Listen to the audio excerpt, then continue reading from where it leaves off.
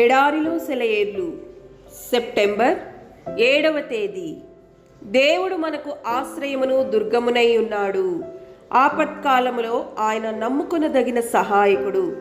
కీర్తనల గ్రంథము 46వ అధ్యాయము 1వ వచనం. దేవుడు నాకు కాస్త ముందుగా సహాయం చేసి ఉండవచ్చు కదా అని ప్రశ్నిస్తూ ఉంటాం. కానీ ఆయన పద్ధతి అది కాదు. నీ బాధలకు నీవు అలవాటు పడి వాటి ద్వారా నేర్చుకోవలసిన పాఠాన్ని నేర్చుకున్న తరువాతే నిన్ను విడిపిస్తాడు. ఆపదలో నేను సహాయం చేస్తాను, అతన్ని విడిపిస్తాను అన్నదే ఆయన వాగ్దానం. నీ ఆపదలో ఆయన పగలు రాత్రంతా నీతో ఉంటాడు. ఆ తర్వాత నిన్ను దానిలో నుండి బయటకు నడిపిస్తాడు. నువ్వు అసహనంగా అశాంతిగా ఉన్నంత కాలం ఇది జరగదు.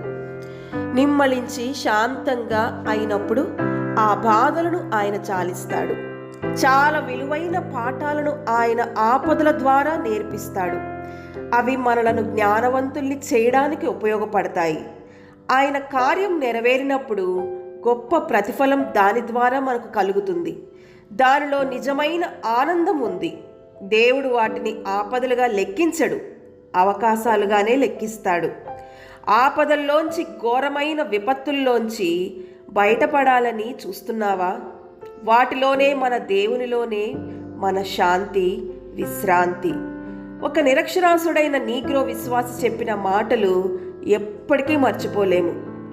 దేవుడు నిన్ను పరీక్షించే సమయం ఆయన తన వాగ్దానాలను నిరూపించేలా ఆయన్ను నువ్వు పరీక్షించడానికి మంచి సమయం. నీ శ్రమల వల్ల నువ్వెంత నష్టపోయావో దాన్నంతటినీ ఆయన నుండి రాబట్టడానికి అదే అదును. పరీక్షల నుండి బయటపడడానికి 2 మార్గాలున్నాయి. 1, ఆ ఆపదను వదిలించుకొని అది వదిలిపోయినందుకు దేవునికి వందనాలు చెప్పడం. 2వది, ఆ ఆపద దేవుని నుండి వచ్చిన సవాలేలను గుర్తించి దాని ద్వారా ఇంతకు ముందెన్నడూ పొందని పెద్ద ఆశీర్వాదం పొందడం.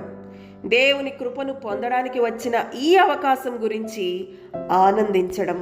ఈ విధంగా మన విరోధే మనకు సహాయపడతాడు. మనకు వ్యతిరేకంగా అనిపించిన విషయాలు మన మార్గానికి అనుకూలమవుతాయి. మనలను ప్రేమించే దేవుని ద్వారా మనం అత్యధిక విజయాన్ని పొందగలం. దేవుడి మాటలను దీవించునుగాక. ఆమేన్.